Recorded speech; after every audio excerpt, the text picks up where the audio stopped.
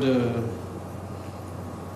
venir au point concernant la mission à Séville, particulièrement la participation à la conférence sur le financement du développement. Je voudrais aborder un thème lié à l'actualité nationale concernant les pertes en vies humaines que nous avons déplorées consécutivement à l'intervention de la police au niveau de Rosso et au niveau de Cambérène. Rappeler que sur le plan des principes, les forces de l'ordre sont censées rassurer les populations et les protéger. Les interventions ne doivent pas causer la mort. Et surtout, le fait que des citoyens, lors d'interpellations de la police, perdent la vie ne pourrait jamais être considéré comme une banalité.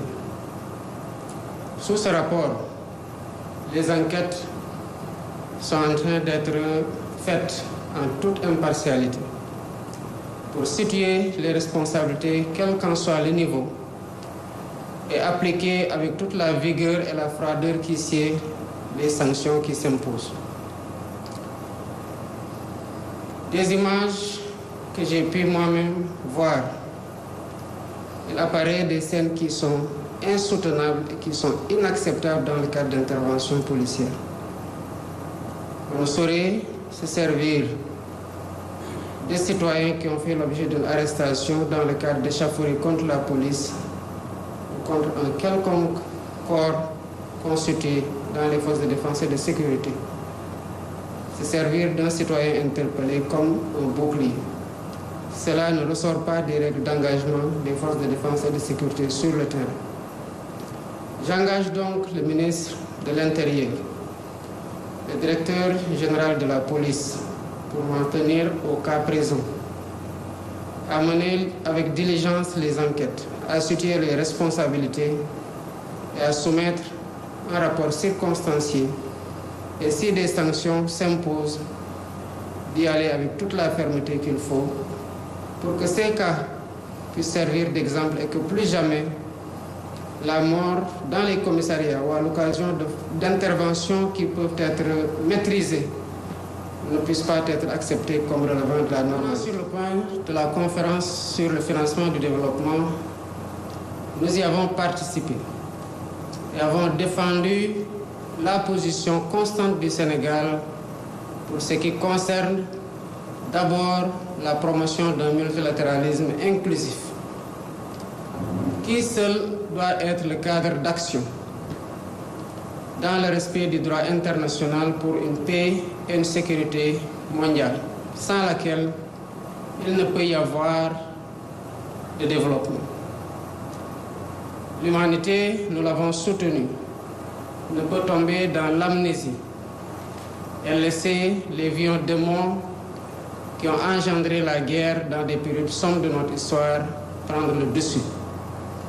Encore moins accepter que tout ce qui a été bâti sur des décennies et des décennies, au prix d'efforts soutenus, quel qu'en soit le lieu, ne puisse être détruit par la guerre du jour au lendemain et que cela ne puisse faire l'objet d'une dénonciation collective et d'un retour à l'ordre mondial légal.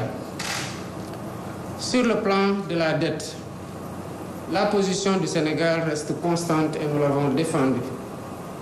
Les conditions dans lesquelles les pays les moins avancés ou les pays en développement, comme on l'appelle aujourd'hui, s'endettent, ne s'accommodent pas d'un financement des priorités, puisque derrière tout ce qui est amassé en termes de ressources intérieures, y compris même souvent les ressources qui sont acquises par la voie de l'endettement, servent souvent en priorité pour garder la crédibilité de la signature du pays, à financer, à rembourser en priorité cette dette et les intérêts de la dette, au lieu de financer les secteurs clés, à savoir la santé, l'éducation et la promotion de l'emploi des jeunes et l'autonomisation des femmes.